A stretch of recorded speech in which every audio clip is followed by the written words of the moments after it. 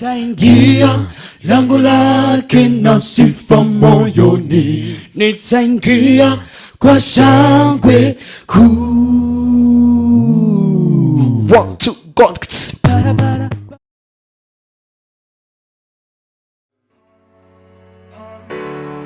Turabahaye mwiriwe cyane mwaramutse mubwire muko mukurikirana ibiganiro bya DFTV. Uno mwanya wa Events News mushikirizwa nanje Jean-Luc Bagenzi, ndafise abatumiri batandukanye bo mugwi God Believers, n'abasore bakomeye cyane, n'abasore bafise impano ikomeye cyane. Reka tubahe kazi. Okay, ndabaramukije, nitwa Zach Believer, murakoze kunyakira. Na jenda baramukije cyane gose, mba nkuko mumbona nsanzwe ndi mu God Believers, nitwa Jerome Joel Believer. Nkuko mugenzanje nyene yabivuze, twese turi mu God Believers, naje nkaba nitwa Sami Believer nyene. Birakomeye cyane, abasani bose bitwa ba Believer. Nibyoroshe cyane. Ego mpere kuri Joel, niwe sanzwe menyereye cyane, nkunda kurikirana cyane amastati yiwe, nkunda kurikirana ivyo akunda guposta. Ego Joel nimho none. Ego ndashima Imana cyane gose. Ego sanzwe twamenyereye cyane ku modiho wo kuvuza ingoma aho dukoresheje umunwa, nivyo? Ego kabisa. Nyibuti izina Sami Believer. Umva ndaza kuza ndavuga Believer, Sami Believer. Ego Zach Believer. Bose ni ba Believer. Ego ndahera kibazo ca mbere, ndibaza turaza kuwaganira bike mpere kuri Joel ko nayitangwe nkayivuga. Ego Joel, sa mbe burya kugira utangure kuririmba wumve ko ufise impano yo kuririmba byakujemo ryari, byatanguye gute? Mboje sinovugamo ngo vyanje ryari, donc ningabire novuga yari muri jewe mugabo. Umuntu arashobora kugendana ingabire atayizi, mais fur et à mesure hakatugera igihe yangabire yawe ikaja habona. Urumva rero ingabire umuntu arayigendana atazi ukiri muriwe, mugabo un jour X ukazoja ahantu ugashika ahantu ugasanga bakeneye abantu bafise yangabire nyene nk'imufise. Rero bamaze kwikenera ugaca usanga yangabire icije hagaragara. Kare sinarinzi ko mfise ingabire yo kuvuza beatbox, mugabo kuvaho God Believers tanguriye gukora God Believers canangura gukora beatbox. Fur et à mesure ca ndabona ati bwa bundi niyo yari impano yanje, niyo yari don yanje. Guhera ico gihe kuva koko hari guhera muri 2011 niho naciye menya yuko bwa bundi ndafise impano iri muri jewe. Yego nakoze cyane. Sami gute we nawe? Nkuko mugenzanje nyene yabivuze, twese ari umuntu wese arafise ikintu Imana imuterekamo. Rero muri ico kintu rero iyo umaze ukidekuvura, iyo umaze ugitahura urayikorera. Naje ni muri yo sense nyene naje kwiriye trouva shobora kuba umu bassiste muri God Believers.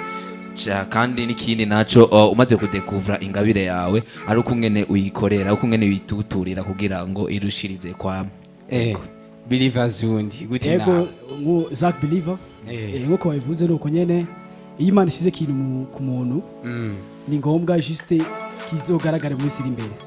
Ego raje mugira umwana naririmba sana, nakuze ko ndaririmba sana, ndirimba ngose ari twari ingabire yiwanje. Ariko mu gihe dutangwa gufatana n'aba God Believers niyo nasanze ingabire yanje yo kuririmba ko ari yo ngabire yanje yo kuri.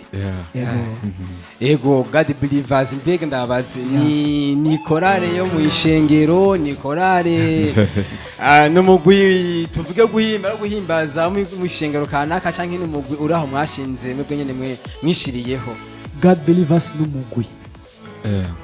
Tuvuga n'umugwi uririmba style ya capella, tukaba twarezwe n'ishengero rya Afrika mu Kamenge. Uba turi ingaruka ya Afrika mu Kamenge. Ego mwese musenga muri Afrika mu Kamenge mwese? Twese tsenga.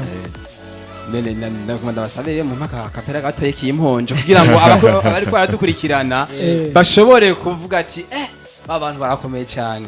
Ego kazi. Yesu yaritanze kumusaraba kubera twibwe, bizacu nimba yishize ko niyacu mibabaro yikoreye. Ukene bw'umwami Yesu baducikishije abatunzi, nico gituma ewe nshuti yanjye byaba bihari dukurira ukuma wicurikira why ukuma wihabura why kandi Yesu yarashije rupfuna kuzimu why ukuma wicurikira why ukuma wihabura why kandi Yesu yarashije rupfuna kuzimu. yes murakoze cyane ndumva ni ibintu bikomeye cyane Yeah. kandi murakoze cyane yego namwe murakoze. ego hama mbega God Believers irakoresha amarezo social ni gute ushobora kumenya ko umuziki wabo wabaye hit canke wumvikanye cyane? God Believers imbo turakoresha ama social media, turakoresha icambere ni YouTube. Kuri channel yacu ya YouTube ni God Believers nyene urashobora gusanga ko indirimbo zose tumaze gukora haba indirimbo ziwacu haba makava urashobora kudisangako. N'ikindi naco turakoresha page ya Instagram hamwe ni ya Facebook. Izo page zose zigiye ko urashobora gusanga ibikorwa byacu bito duhora dukora haba ama link indirimbo zose tumaze gusohora urashobora kuyasanga kuri Facebook yacu canke Instagram yacu hose gusa ni God Believers haba Facebook haba YouTube haba na Instagram amakuru yacu giye kuri izo mbuga zose urayaronka kuri kwami. ya ego nkuko mavye social media turayikoresha gose cyane kandi ikindi gituma tumenya ko ibintu bikorwa byacu byabonetse byabaye hit amaradiyo arahari ngana mu gihugu cy'u Burundi abamenyesha amakuru nkamwe ndibaza waba mufati ya mbere kugira ngo mubimenyekanishe mu bafans mu bantu nyene kugira ngo bayibone apari gukoresha ama social media Instagram YouTube turakorana n'amasamirizi kandi tugakorana kandi nimbonesha kure ego aricyo bize ko nawe kuri cyo oya ni ukuri nabivuze nuko nyene no ndabaze mwatanga kuva kera numvise ko mwese mufise impano yuko mwatanga kuva kera mwakuze muvyumva yuko mushobora gukuza ingabirano yanyu Imana yabahaye.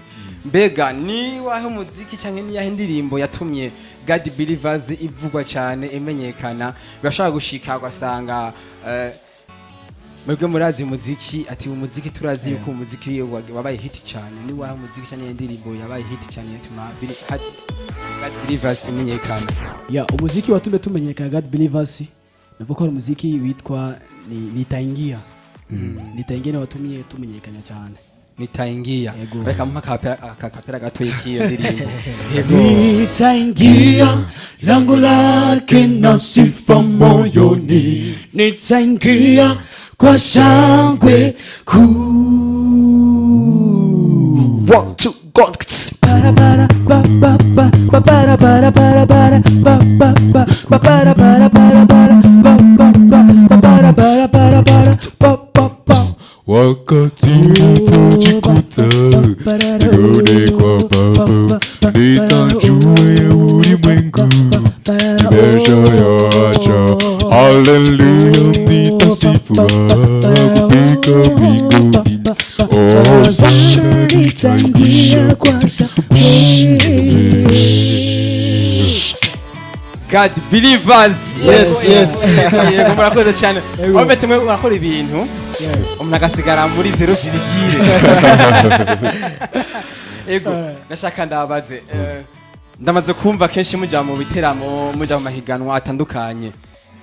Mwaka uheze nihenze mega ma December narugeze kumva mugiye mahiganwa azobera mu Rwanda. Nari nzi ko nza kubitega ko amatrofe muzamuzanye ngaha. Mbo en fait mu Rwanda mbo twagiyeyo twatwaye n'ibikorwa byinshi mugabe ibikorwa byinshi byari byadutwaye ahanini cyari igikorwa cyo gushutinga clip video yo muri imwe twasohoranye wo mu Rwanda indirimbo yacu nshasha yeruka gusohoka vuba rero nico ahanini cyari cyadutwaye gusa nyene tumaze gushikayo twaritavye ibiteramo bigiye bitandukanye kuko hari abaririmbyi benshi hari ama media menshi hari ya mu Rwanda yaturondegeye turi mu Rwanda ati twumvise abaririmbyi b'abarundi bari mu Rwanda baraturondera turagirana ibiganiro muri kugirana ibiganiro hari abantu benshi bariko barategura ibiteramo bigiye bitandukanye aho twavuye hari ya mu Rwanda twahamazeyo in semaine kora twafashe iminsi ibiri ya shoot video iyo video cha dufata nundi munsi twitavye ibiteramo bitatu ku munsi umwe bivaye n'ingene babidusabye cyane baravuga ati nk'abarimvyi bo mu Burundi turazi ko mushoboye tubiteze ko vyinshi novuga ko ikintu réussite y'ikintu cyaje cyadutwaye hariya hanini twarakironse yari yo shoot ya video yabaye mugabo hamwe no ku shooting iyo video twaravuyeyo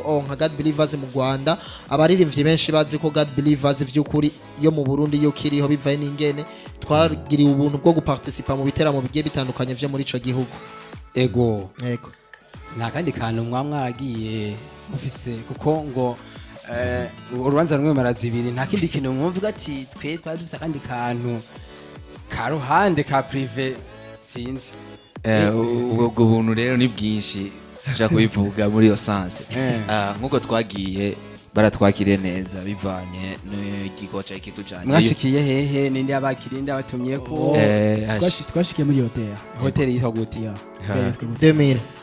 2000 hotel donc twifokasinze gose kura bizina me twashikiye nyene muri hotel kameme hariyo n'abamama hariya badukunda vuga uno munsi mutegerezwa kurara muhira ibintu nk'ivyo nyene umva ari twaguma hamwe twaguma dusirikira ego God Believers turayumva iri kiravugwa cyane neje ku munsi wa gatandatu menga mwari mufise ihiganwa muri Eglise Rocher sinzi cyagenze gute namuduha amakuru yanyu mashasha kuko uko mugiye mugacokera hiyo mukanyegera bisanzwe ntihari yiganwa yari journée de talent yo kwerekana amatala urikuva mu gihugu cy'u Burundi hari amatala menshi hari amatala yo gucapa amatala yo kuririmba amatala yo kuvuza beatbox umva hari amatala menshi urumva rero abantu benshi bataye yuko ari competition ngo ntiyari competition ya mu ncamake byari ibikorwa byateguye n'umutambukanyi mukuru w'igihugu Premier Dame umva aho yashaka nyene kumva ingabirano ziri muri kino gihugu cacu umva yateguye ibihe acategura naba aca arondera abantu bafise izo mpano bakwiye kugaragaza ko baragaragaje byinshi acapella beatbox arabagira ama sketch abacapa donc bagira ibintu nyene bitandukanye ibintu yashaka tala zitamenyerewe ngaha mu gihugu cacu Burundi ko bazigaragaza ego umugwi God Believers nivyo urahari ndashaka kumenya mbega umugwi wanyu God Believers ufise indirimbo zingana gute mwamufise ama clip angana gute ko numva muyakorera cyane mu Rwanda eske mufise un producteur akorera mu Rwanda canke ngaho mu Burundi bimeze gute ibintu vyanyu icambere God Believers twabamenyesha yuko dufise lebo dusanzwe dukoreramo hamiyo lebo iri kwije ko irafise studio ya audio visuel niyo dusanzwe dukoreramo yitwa gute atari banga yitwa K Record Studio niyo studio mugabo lebo yitwa Robot Trust Entertainment eko ni lebo isanzwe ihurikiyemo imigwi ibiri y'abaririmbyi hamwe n'abandi baririmbyi babiri baririmba hugatwe kiyawo kandi ni lebo gospel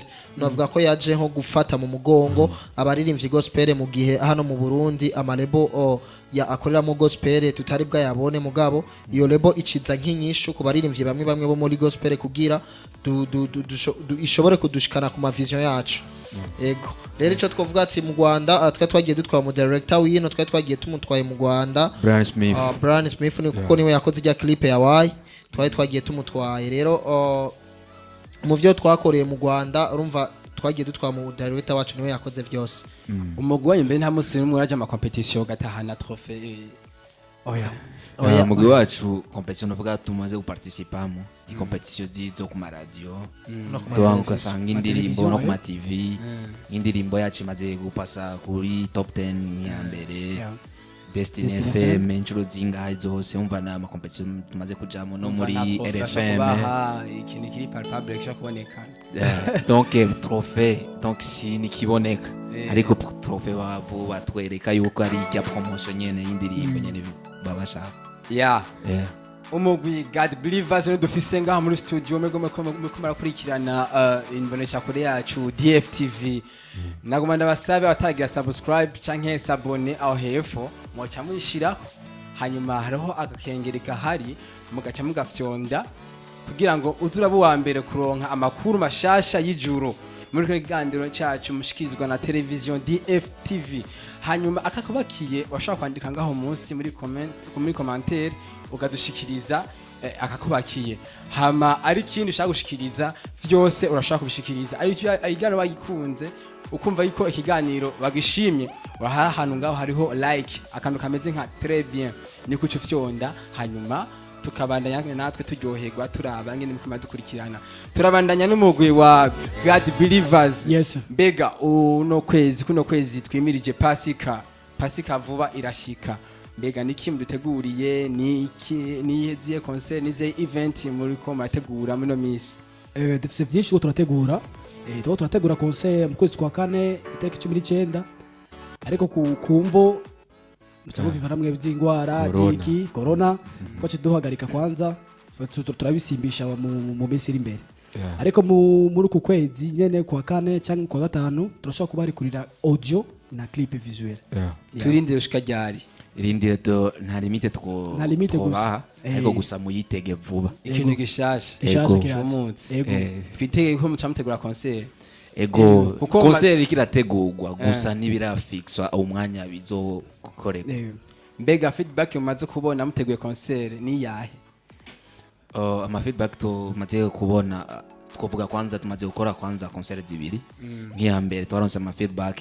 réseaux sociaux ntiyabwa tangure gukora nkuko bimeze ubu twayi ni giteramo twakoze muri 2016 vuga feedback kwa twabonye iya mbere nuko abantu bitavye ico giteramo bacitabira ari benshi kandi cyari giteramo cacu ca mbere amagikurikiranaho twayikoze muri 2018 tovuga yuko ni giteramo cyashira indirimbo yacu yitwa mahoro yacu yumva yari lancement officiel indirimbo mahoro yacu kuvuga yuko ngaho réseaux sociaux rero niyo gitanguye gukora tuvutse ama feedback menshi cyane cyane mu kiganiro It's Connection kuri Buja FM ahantu hazatandukanye abantu badusanga mu inbox batubwira ko twakoze ibintu byiza kandi zari muri lancement za mbere ngaha muri gospel twakoze umva ni twe twabaye mu bambere bagira ama lancement gospel ko ndabaza ati nta giteramo muko murategura canke mwimirije kuzojamwe muri no minsi twe ibiteramo birahari vyinshi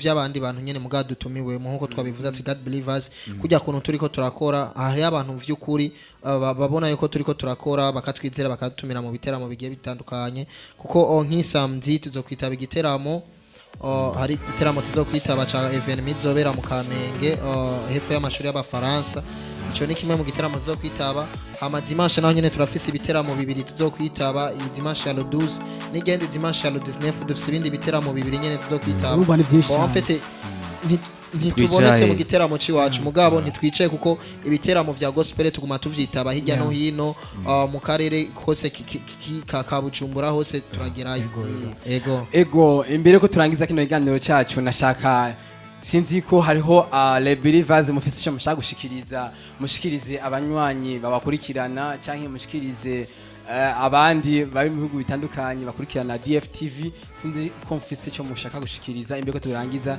kino kiganiro cyacu cyambere nabe kwanza jewe ndabashimiye mwebwe matwimvire ko duhamagara nabwira n'abanywanyi badukurikirana babande kudusengera iyo kora senga bibuke gusengera God Believers hama no mu mifuko ariko ibintu bya clip biratwara uburyo byo kuririmba n'uburyo kiwe umva rero uhezagiwe ifoke nawe uhezage na God Believers mu masengesho hamwe mudufashe amen hamanaje kiniki novuga no gushimira umuntu wese ari karadukurikirana kuri no mwanya atumubwira ko God Believers no mugwi usanzwe ukora indirimbo zo guhimbaza Imana rero muri uko gukora indirimbo z'Imana turakenera ama support cyane kuko kugira dukore clip nziza kugira twideplace mu biteramo kugira muri clip twambare bien ibintu byose bikenera clip ndibaza birakenera uburyo rero ushobora kuri kurara aba DFTV ukavuga ati aje God Believers ndakeneye kuyifasha vraiment welcome turakira umuntu wese ashaka guteza imbere ikorwa c'Imana gushika kure n'ikindi naco twobatumira kudufollowinga ku mapage dusanzwe dukoresha ku mbuga zose ni God Believers gusa barakoze Sami ego naje nugushima cyambere no shima kwanza media yo mu Burundi ubu ari igikorwa kidasanzwe kirakora ku migwi kubaririmbye muri rusangi bakora ubwa mu gihugu cyacu hama n'ikindi tuvuga yuko amwe ni impano ya God Believers irakeneye izindi impano zishigikira kugira ngo bashe gukora umuziki ari abadafite impano zo kuririmba ari abadafite impano nk'idukora ariko bafite impano y'agafaranga ashaka kudufasha donc ni impano zose zirakompletana ego hama mwarahezagiwe gose ego bakunzi ba DFTV imbere ko turangiza kino higaniro sinorangiza ntashimiye umugwi God Believers washimye gushika mu bwami bwa DFTV tukabana nabo muri kino kiganiro ego ndabashimiye cyane ga umugwanyu wa God Believers natwe turabashimiye cyane n'ikindi gihe ndibaza ndabatumiye ko muzo hashika Yego tuzoshika. Ego, Yesu abahezagire cyane Amen amen.